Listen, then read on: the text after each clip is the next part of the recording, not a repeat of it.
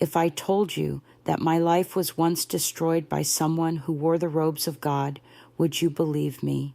Would you believe that behind the stained glass windows and Latin hymns of our little church in Annapolis, Maryland, lived a secret so painful I locked it away for 6 decades? My name is Dorothy Mitchell.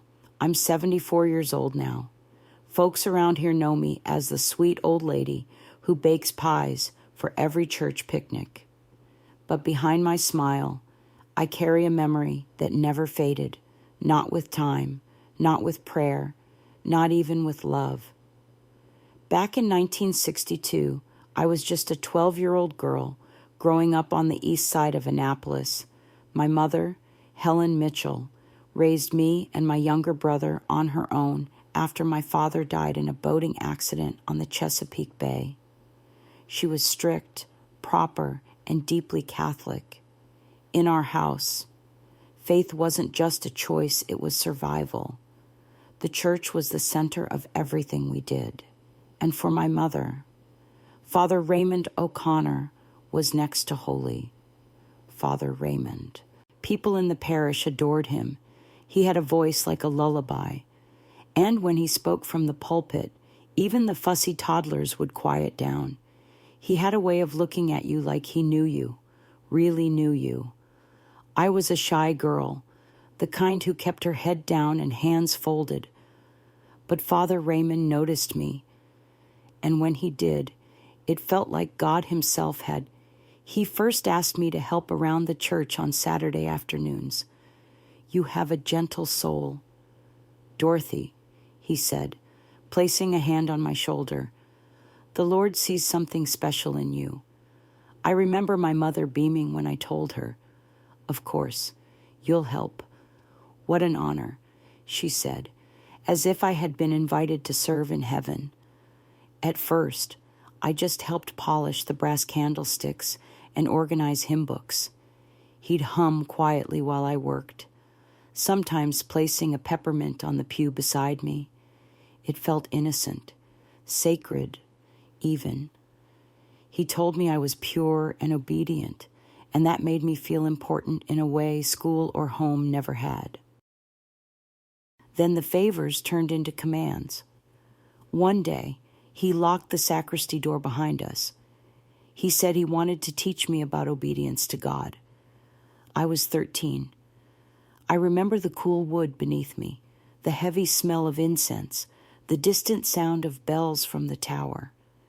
And I remember freezing, not understanding, not breathing while he whispered verses about sacrifice. I told myself I had imagined it, that I misunderstood, but it happened again and again. Each time he wrapped it in twisted scripture, and each time I left that room feeling smaller than before, ashamed, dirty, alone. I tried telling my mother once. I said I didn't want to help at the church anymore. She slapped the table and told me never to speak against a man of God again. Her voice shook. "You'll ruin us," she said. So I stayed silent. For months, maybe years, I began to avoid eye contact. I stopped singing at Mass. My grades slipped. The girl who once dreamed of becoming a teacher no longer dreamed at all. But no one asked why. No one looked closer. They said I was going through a phase. By the time I turned 14, I had learned how to disappear. I'd slip in and out of the church without drawing attention. But Father Raymond never let me go far. He always found ways to remind me who held the power and how much of it he believed God had given him. It wasn't until one cold February morning, after a particularly cruel encounter, that something inside me broke. I walked out of that sacristy, past the pews, past the altar, out the back doors of the church, and I never looked back. I didn't tell anyone. I didn't pack a bag. I didn't even take my coat. I just ran.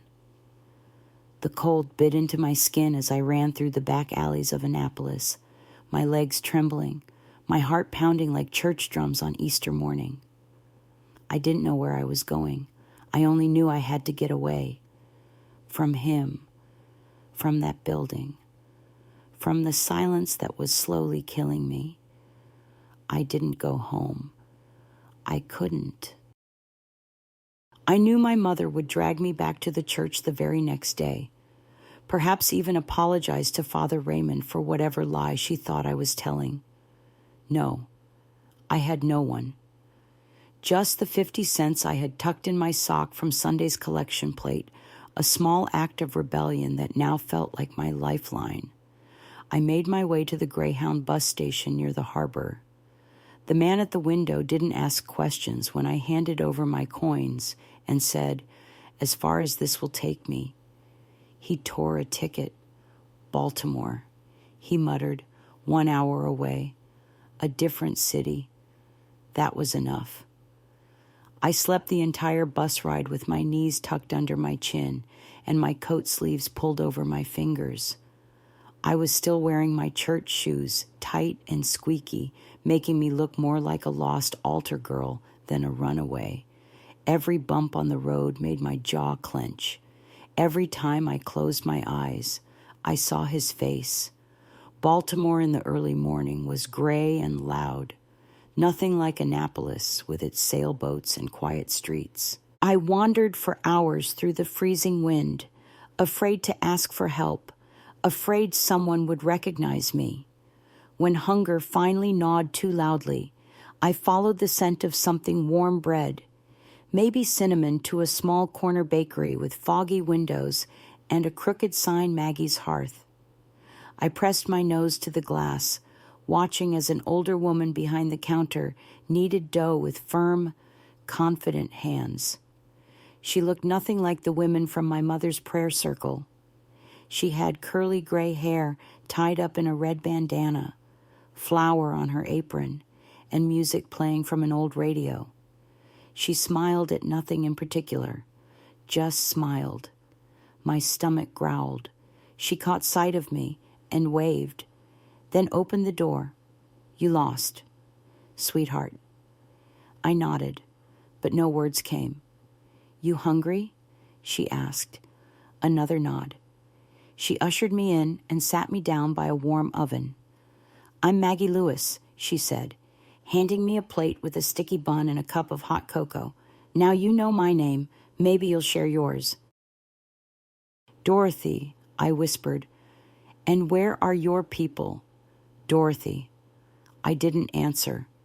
She looked at me long and slow, her eyes narrowing, not in suspicion, but in understanding. "I've seen your kind before," she said softly. "You don't have to say anything if you're not ready. Eat, warm up, and when you've got a little strength, you can help me dust the shelves." And just like that, Maggie gave me a place to stay. She didn't ask for details, and I didn't offer them. She let me sweep the floor, wash dishes, and eventually roll dough beside her in the early mornings. I slept in a cot in the back room, surrounded by the smell of cinnamon and old wood. For the first time in years, I slept without fear of someone unlocking the door at night, but the shadows didn't disappear completely. I jumped every time the church bells from the cathedral 2 blocks away rang out. I flinched when a man walked too close or spoke too softly. Maggie noticed everything, but she never pried. She just stood close when I looked scared, hummed hymns that didn't make me shiver, and placed a warm hand on my back without needing anything in return. She became the mother I didn't know I needed, not because she replaced mine, but because she listened in silence. And her love didn't come with conditions or scriptures, only warmth. Months passed. I started to look less like the frightened girl who fled through winter streets and more like someone learning how to stand on her own 2 feet. Maggie enrolled me in the local public school. She even helped me buy clothes that weren't hand-me-downs from the church. She made me feel like I mattered. One night, I asked her, "Why are you helping me?" She set down her rolling pin and looked me square in the eye. because someone helped me once, a long time ago, and because no girl should carry a weight that wasn't hers to begin with. That night, I cried not from fear, but from relief. At school, I stayed quiet, cautious. But slowly, I made one or two friends. I joined the library club. I learned to love history and poetry. I still avoided churches. I still couldn't bear the sight of stained glass. But I began to believe that maybe, just maybe, my life didn't end the day I ran away. It had only just begun. By the time I turned 16, my hair was longer, my eyes sharper, and my hands had learned the rhythm of baking from Maggie. Most people who walked into the shop assumed I was her granddaughter. We never corrected them. There was comfort in the misunderstanding, but beneath the surface, I was still running. Every Sunday morning, Maggie would quietly lock the bakery doors for 2 hours. Time to rest, she'd say, and never once did she ask me to go to church. She'd hum softly while sipping her tea, flipping through an old recipe book, letting silence be our sanctuary. I later realized she did that for me. Still, I couldn't stop the trembling that took over my body whenever a priest passed by on the street. I couldn't walk near the cathedral on Charles Street. I avoided men with soft voices, especially those who touched their collar while they spoke. The wounds Father Raymond left weren't visible, but they seeped into every part of who I was becoming. I began to write, at night, under the thin light of a lamp near my cot. I'd scribble into a notebook Maggie gave me one Christmas. I didn't write about what happened, not directly. I wrote about girls with wings who escaped cages. I wrote about angels who screamed instead of singing. I wrote about fire and silence and locked doors. I never showed it to anyone. By senior year, I had decent grades and the encouragement of one English teacher, Miss Teresa Vaughn, who told me I had a voice worth using. "Your stories cut deeper than you let on, Dorothy," she said one afternoon after class. "Whatever you're holding in, let it out." On the page, or to someone, but I couldn't. I was afraid if I said it out loud, the world would shift beneath me again, that someone would call me a liar, that Maggie would look at me differently, that I'd be forced to remember not just what happened, but how it made me feel powerless, filthy, invisible. Instead, I threw myself into the bakery and school. I helped Maggie with the books, the orders, the holiday pies. We were a good team. She'd laugh and call me her little general. When I graduated, she gifted me the locket she'd worn since her husband died. For strength, she said, not beauty. Despite all her love, I had trouble accepting kindness from others, especially men. I dated a boy named Kevin for a few months in community college. He was polite and gentle, and he liked that I was old-fashioned. But I flinched when he brushed hair from my face. I froze when he kissed my neck. After one awkward night where I burst into tears without warning, he stopped calling. I didn't blame him. Trust wasn't something I knew how to give. When I was 21, I moved into a small apartment above the bakery. Maggie refused to take rent. "I'll deduct it from your inheritance," she teased. Her joints had begun to ache by then, and I started managing more of the shop while she rested in the back. One rainy afternoon, a woman came in asking for shelter. She was maybe 16, maybe 20, it was hard to tell. She had a busted lip and a bruise under her eye. Her name was Tasha. She barely spoke, just curled into a chair in the corner and stared at the floor. Maggie gave her soup. I gave her a blanket. Neither of us asked questions.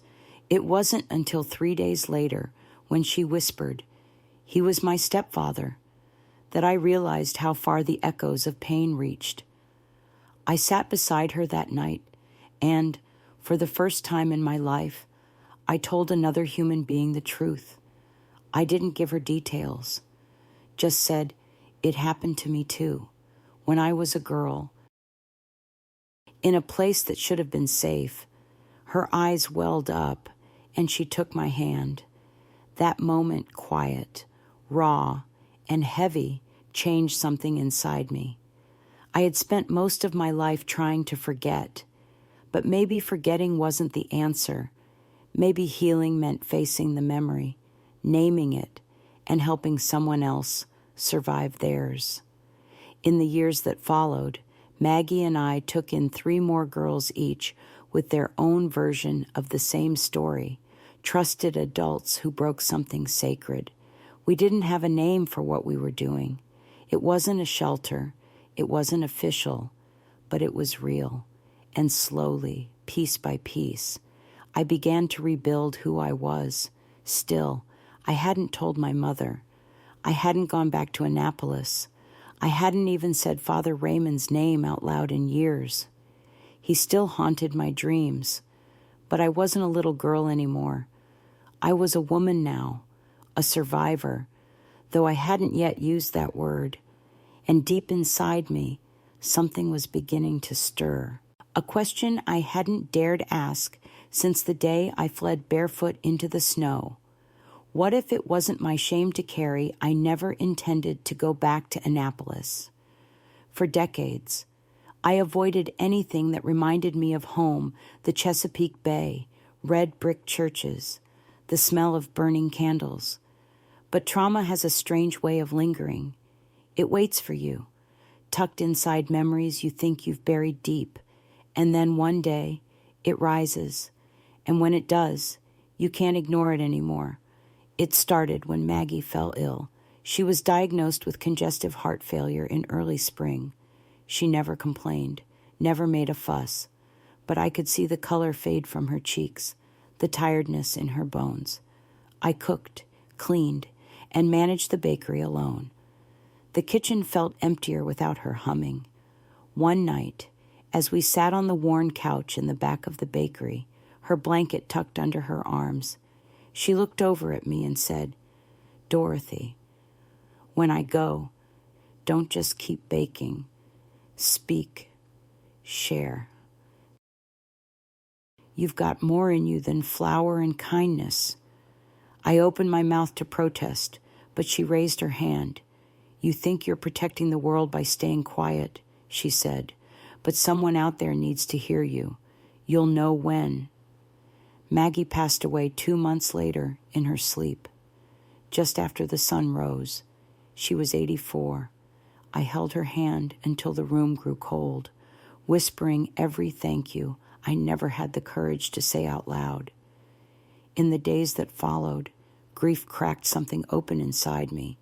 I spent long hours sorting through Maggie's things, old cookbooks, faded photos, letters she never sent. I found a small notebook in her nightstand, one I hadn't seen before. On the first page, in her slanted handwriting, it read, "Sometimes our silence is the final victory of those who hurt us. Speak, Dorothy." My throat closed. My heart pounded. That night, I sat at the counter in the empty bakery, flipped open my own notebook, the same one I'd filled with stories years ago, and, for the first time, wrote the truth. Not metaphors, not angels and locked doors.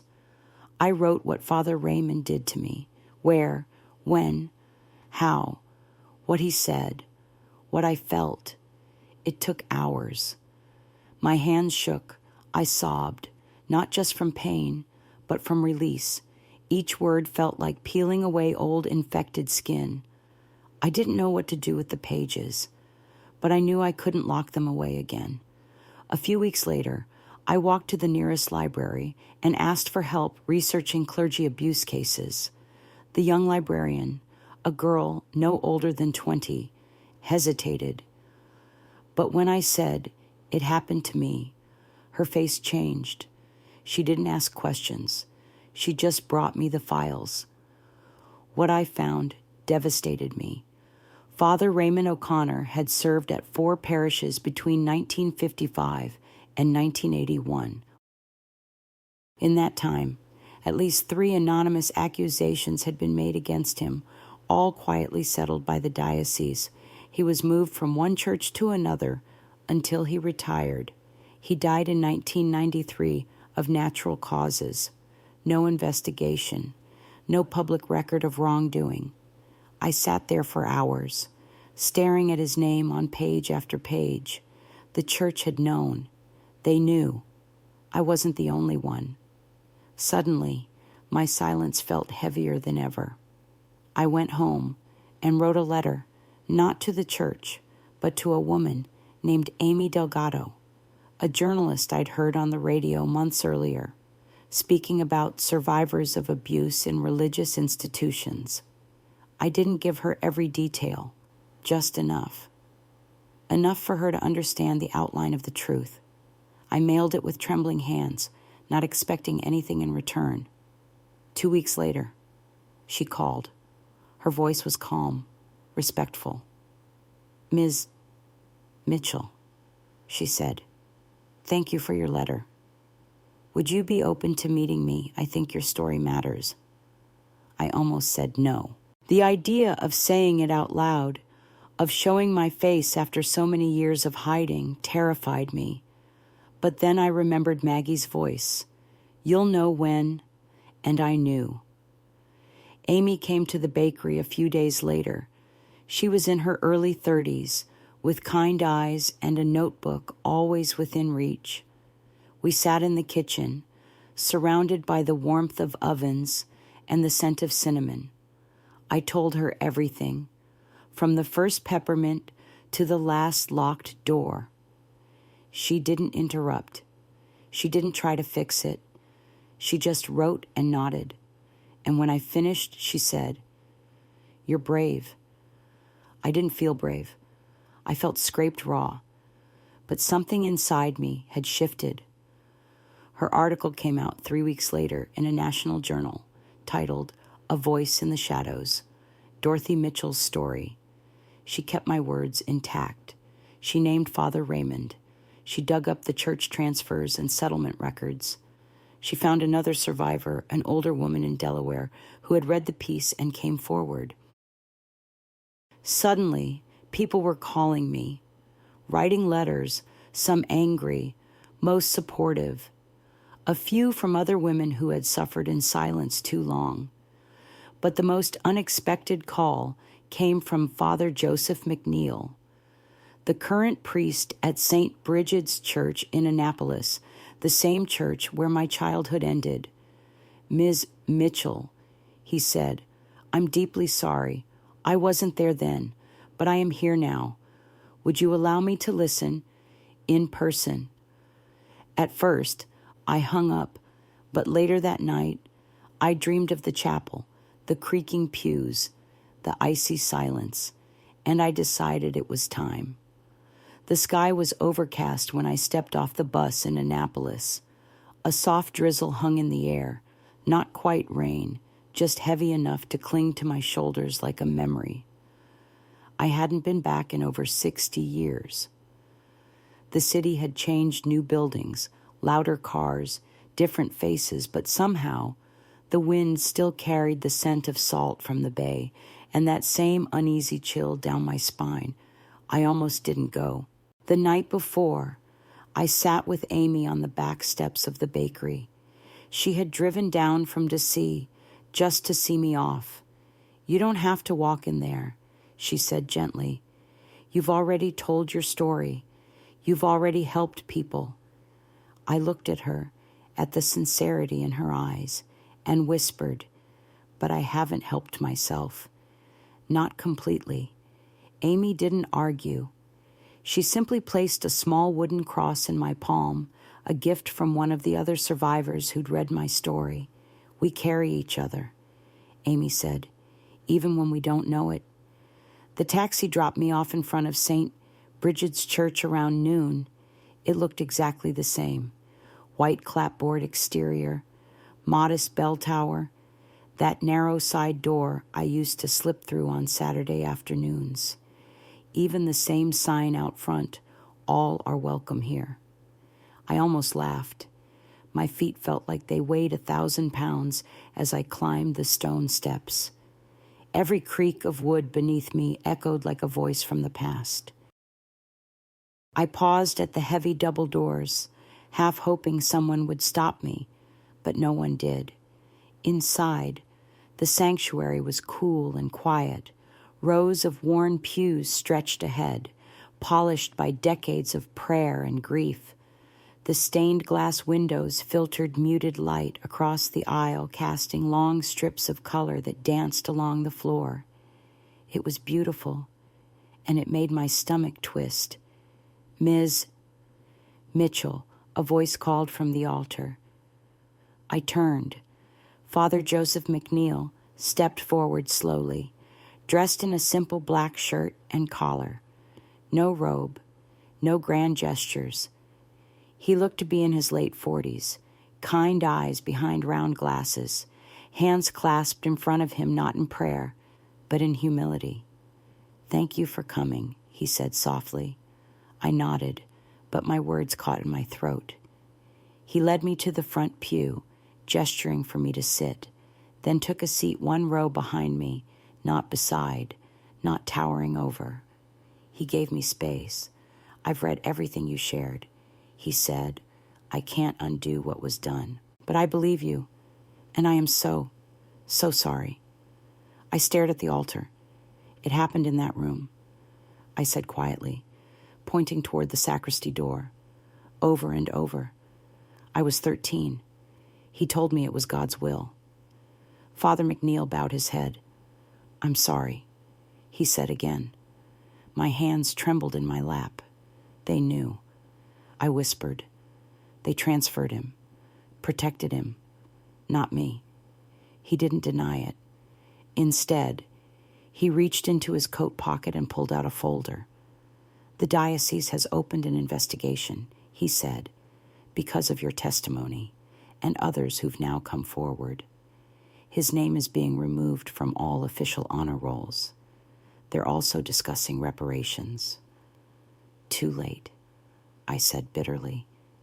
"Yes," he replied, "much too late, but not too late for others." I looked around the church, at the children's drawings pinned to a bulletin board, the candles flickering beneath a statue of Mary. I thought about all the other girls then, and now who might sit in these pews believing silence was holy. "May I see the room?" I asked. Father McNeil hesitated. "Are you sure I need to?" He rose and led me through a side corridor, down a short hallway lined with framed photographs of past priests. There he was, Father Raymond O'Connor, smiling in black and white with a golden chalice in his hands. I stopped. Father McNeil followed my gaze. "I asked for this wall to be taken down," he said. "They've approved it. He won't remain here." I stared a moment longer before moving on. The sacristy was smaller than I remembered. The air was musty, the wooden drawers still in place, the little bench beside the robe closet untouched. Nothing had changed, and yet everything had. I stepped inside and stood still. My breath grew shallow. My hands clenched. Then I closed my eyes, took a deep inhale, and spoke. "My name is Dorothy Mitchell," I said aloud. "You tried to erase me, but I'm still here." My voice didn't shake. I turned to Father McNeil and nodded. "I'm done here." He placed a hand over his heart. "Would you like to light a candle before you leave?" I thought for a moment, then walked to the front of the church. I lit a small candle near the altar, not for him, not for the church, but for Maggie, for her unwavering love, for the warmth that gave me the courage to return. As I walked out of St. Bridget's for the last time, I didn't look back. The ghosts no longer held me. After I left St. Bridget's. It felt like the air in my lungs was different, lighter. Somehow. Not because the pain was gone. No. But because I had finally looked it in the eye and said, "You don't own me anymore." I rode the bus back to Baltimore in silence. My fingers wrapped around the wooden cross Amy had given me. In it, I felt Maggie's spirit, her voice, her belief that I had something more to give. For a while, I returned to the quiet rhythm of bakery life. I reopened Maggie's hearth, the smell of fresh cinnamon rolls drawing in old neighbors and curious newcomers alike. I kept Maggie's photo above the register and told her good morning every day, but something inside me had shifted. One afternoon, a woman about my age walked into the shop. Her name was Janice Fields, and she wore sorrow like a second skin. She introduced herself softly and said, "I read your story in Grace and Light. I never told anyone what happened to me, not even my husband. But you made me feel like I could." We sat for hours in the corner of the bakery, two strangers connected by invisible scars. She cried. I held her hand. And when she left, she hugged me like we'd known each other our whole lives. That was the beginning. Word spread quietly through church circles, widow meetups, even knitting groups. Women started showing up, some in their 60s, others pushing 80. Each carried a different story, but everyone had the same thread running through it, abuse buried under decades of shame and silence. We weren't girls anymore. We were grandmothers, teachers, retired nurses, and yet the damage still lived inside us like a second heartbeat. I couldn't turn them away.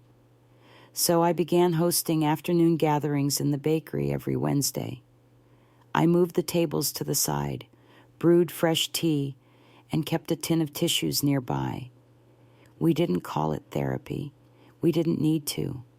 It was a circle of truth, a place where voices trembled, cracked, and finally rose. I listened, I shared, and slowly, we stitched each other back together with our words. Amy called me a few months later.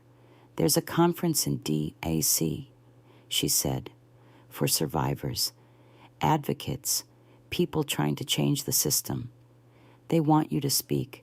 I nearly dropped the phone. "Me, you changed my life, Dorothy, and you're changing others, too." I told her I'd think about it. That night, I sat by the window and watched the city lights flicker like tiny flames. I thought of all the girls who never got the chance to speak. I thought of the women still hiding, and I thought of young Dorothy barefoot, terrified, running through the snow with nothing but a prayer. I said yes, the day of the conference. I wore Maggie's locket and a plain blue dress, no makeup, no rehearsed speech, just my truth. I walked up to the podium in front of a room of strangers and felt my legs shake. Then I saw Janice sitting in the front row, Amy beside her, a woman in a wheelchair wiping her eyes, another clutching a rosary, and I began. "My name is Dorothy Mitchell.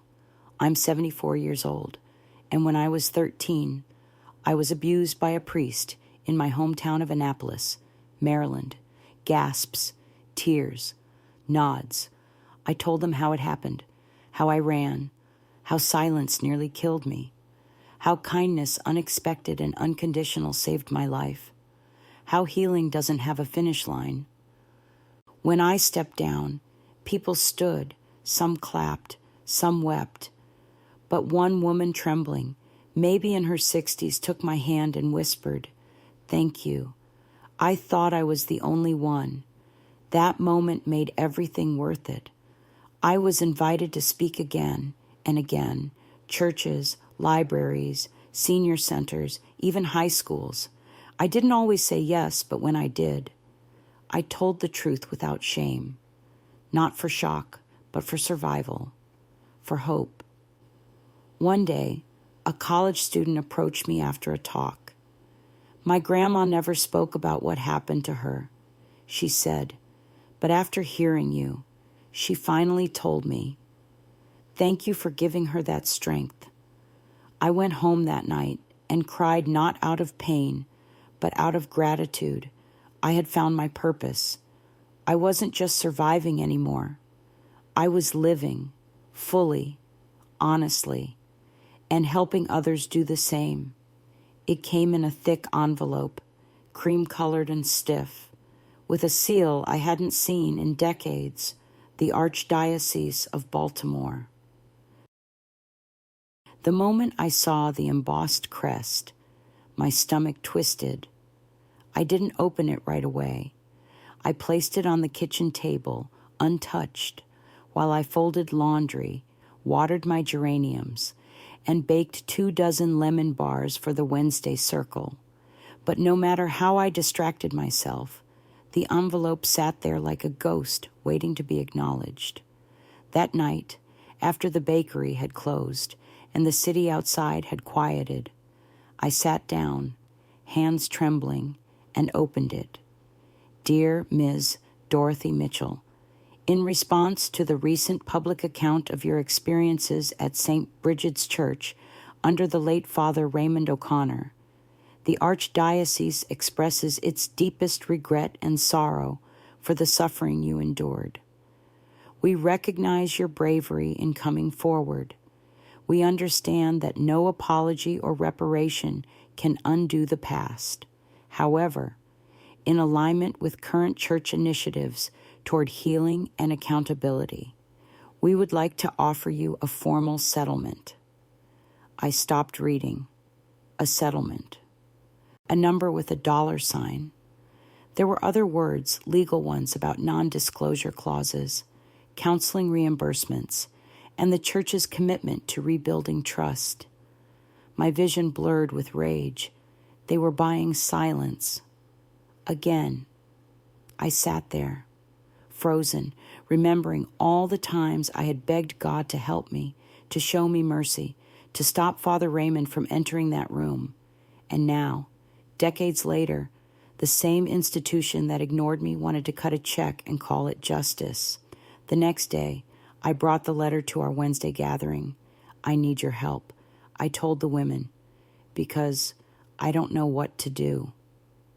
We sat in a circle, the smell of Maggie's cinnamon blend drifting through the air. Some of the women looked stunned. Others nodded as if they'd been waiting for this moment. I got one too, Janice admitted quietly. 2 years ago. Same language, same empty words. I never did, said Ruth, adjusting her glasses. But I don't think I want it. What they owe us. They can't pay with money. But what if we used it for something else? Asked Marlene. Something good, something real. That night, I sat at my kitchen table again, but this time with a blank notebook in front of me. I thought of every girl I had ever seen in that bakery, trembling and quiet. I thought of myself, barefoot at 13, staring at that sacristy door. I thought of Maggie, and then I began to write. What if this pain could become a shelter, not just a physical place, but a space for women, especially older women who had nowhere else to go? Survivors who had lived their lives in silence, too afraid or ashamed to speak. What if we built something that made them feel seen? I called it Maggie's Light. Over the following weeks, I reached out to Amy. She connected me with lawyers who helped revise the church's offer, stripping out the confidentiality clause, rejecting the silence they still tried to buy.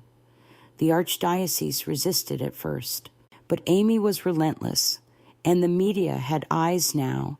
Eventually, they relented. The settlement was modest, nothing close to the worth of a stolen childhood, but it was enough to rent a small brownstone not far from the bakery, enough to fix the roof, paint the walls, and furnish a cozy sitting room with rocking chairs and quilts and old books that smelled of hope. We didn't call it a shelter. That word felt too sharp, too temporary.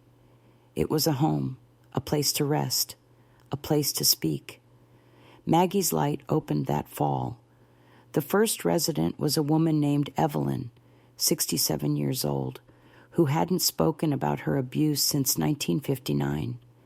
The second was Lorraine, a widow from Delaware who read about me in a newsletter and took a bus without telling anyone. Eventually, we had to start a waiting list. People donated. Volunteers came, retired teachers, social workers, trauma counselors who said, "I wish something like this had existed when I needed it." Local businesses sent bread, toiletries, and fresh flowers. The bakery offered job training for those who wanted it. One evening, I stood in the kitchen with Janice, stirring soup as soft music played in the background. "I think you found your ministry," she said. I turned to her, eyes moist. "I think it found me." Not long after, I received another letter, this one handwritten, in careful script. "Dear Ms. Mitchell, I was one of Father O'Connor's altar boys in 1974. I always thought something was wrong with the way he acted, but I was too scared to speak up. Your voice gave me the courage to finally tell my wife and my daughter. Thank you. Thomas Green." That letter did something to me. It didn't heal me, but it reminded me that healing isn't always personal. It's communal. We lift each other, sometimes with stories, sometimes with soup, sometimes just by sitting in silence beside someone who thinks they're alone. And the Archdiocese. They never reached out again. But that was fine. I didn't need their approval. I had built something they never could truth, without shame, love without condition, and light that couldn't be bought. The invitation came on a warm September morning, tucked between utility bills and a flyer for a fall bake sale. A cream envelope with gold script read National Survivors Forum, keynote speaker invitation Washington, D.C., a voice for the voiceless stories that changed us. At first, I laughed under my breath. Me, a keynote speaker. I was just a woman who ran a bakery and carried too many ghosts in her heart. But then I thought of all the women who had walked through the doors of Maggie's Light, heads bowed, hands shaking, women who later stood tall, braided each other's hair, read poems aloud, and spoke truth without flinching. Maybe I could speak for them. Maybe I could speak for the version of me that never got the chance. I accepted. The weeks leading up to the forum passed in a blur. I tried to write a speech, but tossed every draft into the trash. Too clinical, too sad, too angry. Nothing felt right. My hands would cramp. My chest would tighten. I told myself it was nerves, but deep down, I knew it was something else. I hadn't forgiven myself, not for staying silent, not for running away, not for letting it happen more than once. Those thoughts had lived in me for decades, unspoken but ever present. Even after the articles, the testimony, the settlement, and Maggie's Light. Some part of me still whispered, "You should have fought harder." The night before the forum, I stood in the bakery kitchen, staring out the window at the quiet street. I could smell cinnamon and rain in the air. On the counter beside me was Maggie's old locket, open to a tiny photo of her and her husband. I reached for it and whispered, "How did you forgive yourself?" I didn't expect an answer. But I heard her voice in my mind anyway. Forgiveness doesn't mean forgetting, Dorothy. It means finally putting the knife down and stopping the bleeding. The next morning, I rode the train to D.C., wearing a simple navy dress and low heels that didn't pinch. Amy met me at the station with a hug and a warm smile. "Are you ready?" she asked. "No," I admitted, but I think that's okay. The conference center was larger than I imagined. High ceilings, velvet chairs, lights that buzzed faintly.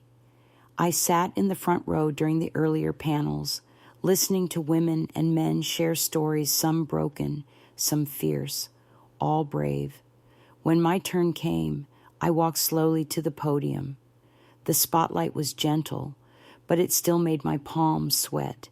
I looked out at the audience, hundreds of faces, many tear-streaked, many old enough to be my peers. And then I began. My name is Dorothy Mitchell. I am 74 years old, and I carried silence for over 6 decades. When I was 13, a man who wore God's robes used scripture to take my body, my spirit, and my voice. The church protected him. My family didn't believe me, so I ran. I lived. I buried it deep and built a life around the wound. But wounds don't disappear. They fester. It wasn't until I met an old baker named Maggie Lewis that I began to heal, not because she asked what happened, but because she gave me warmth without condition. She taught me that survival isn't enough. We are meant to live. For years, I believed I was to blame, that my silence was weakness, that I should have screamed louder, hit harder, fought back. But today, standing here, I want to say something I've never said before, not to the world, but to the girl I used to be. I forgive you. You were a child. You were afraid. And you did the bravest thing anyone could do. You survived. To anyone here who's carried the same shame, you are not dirty. You are not weak. You are not the sum of what was done to you. You are light, and that light still burns, even in the darkest places. When I stepped down, the room stood. I don't remember every face, but I remember the feeling release, like I had laid down a stone I had carried across every year of my life. That night, back in the hotel room, I sat with my notebook, not to write a speech, not to make a plan, just to write a letter to 13-year-old Dorothy. You were never meant to carry this pain alone. You didn't fail. You were failed. And now, you are free. I didn't mail it, but in writing it, I gave myself something I never had before. Peace. I turned 75 on a quiet Wednesday morning. There was no party, no candles, just the gentle bustle of the bakery and the hum of chatter in the kitchen at Maggie's Light. Janice brought over blueberry scones and sang Happy Birthday off-key. Lorraine made me a card from pressed flowers and called me our fierce shepherd. But it wasn't the cake or the laughter that made the day memorable. It was a letter. A simple, typed envelope slipped through the mail slot. I recognized the school district address. My first thought was that maybe someone had finally tracked down a long-lost tax error or an old permit from the bakery. But when I opened it, I found something else entirely. Dear Ms. Mitchell, my name is Rachel Simmons, and I'm a high school guidance counselor here in Baltimore. I've been working with a group of teenage girls who've recently disclosed experiences of abuse at home and in foster care. We read about Maggie's Light during a staff training session. The girls asked me if they could visit. They said they want to talk to someone who survived and still smiles. Would you be open to speaking with them? I held the letter against my chest for a long time. My hands, once so used to hiding pain, now shook with something else, hope. When the girls came the next week, I was ready. They were between 15 and 17. They wore oversized hoodies and guarded eyes. Some looked at the floor when they spoke. Others sat rigid, arms crossed tight. One girl, her name was Imani, refused to speak at all, but her eyes stayed fixed on mine. I didn't start with the speech. I didn't start with my story. I handed out cookies. I asked them what music they liked. We painted small clay pots together in silence, brushing strokes of yellow and purple across the terracotta, while Aretha Franklin played softly in the background. When the sun began to dip, I said, "You don't have to tell me anything, but I'll tell you something. When I was 13, a man took something from me, and for a long time, I thought I had nothing left." They looked up, but I was wrong, I said, because even when we're broken, we are not empty. We are never empty. A tear rolled down the cheek of the quietest girl, Imani, and I knew she had heard me. After they left, I sat by the window and watched the wind push the leaves across the sidewalk like scattered pages from an old book.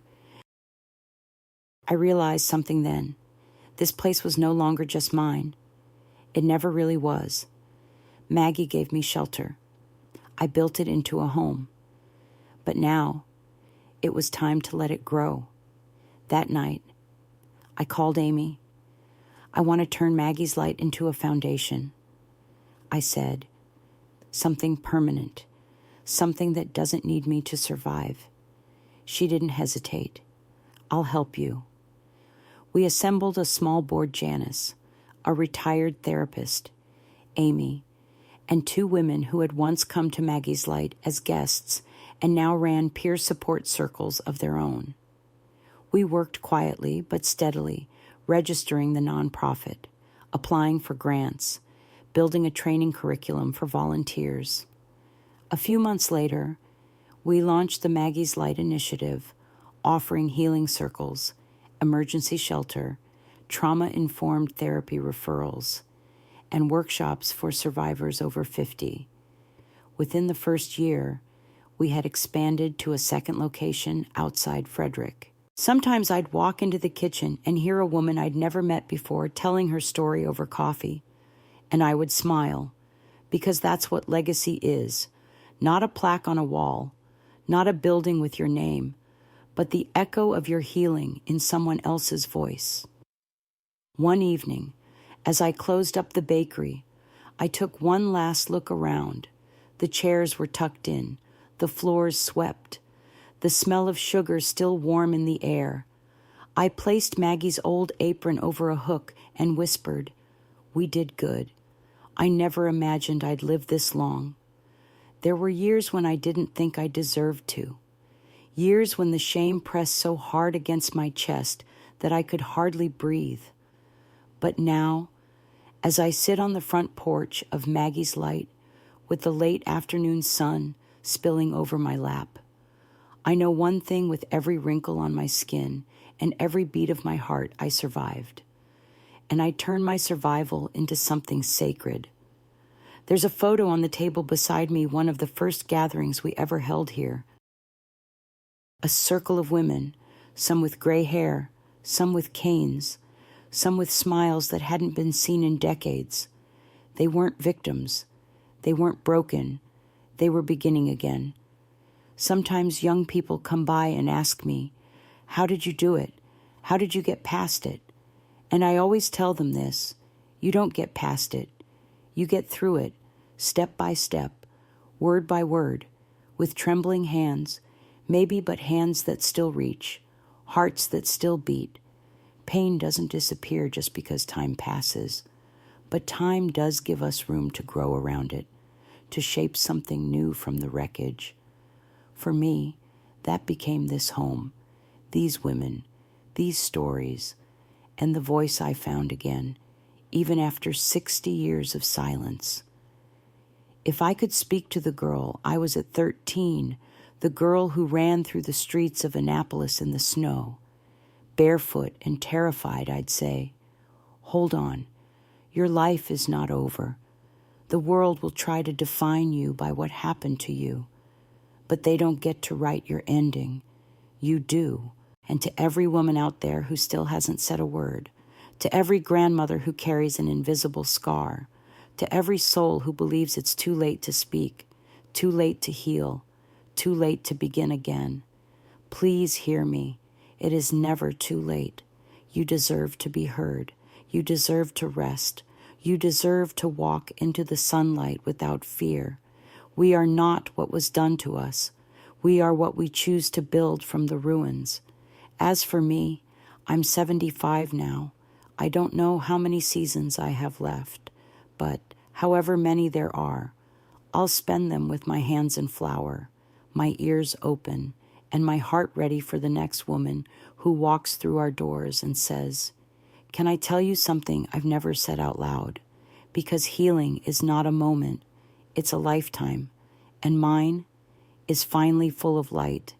If this story moved you or reminded you of someone you care about, I invite you to share your thoughts in the comments below.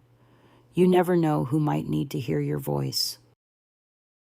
And if you'd like to hear more real stories of strength, healing, and second chances, please consider subscribing to our channel.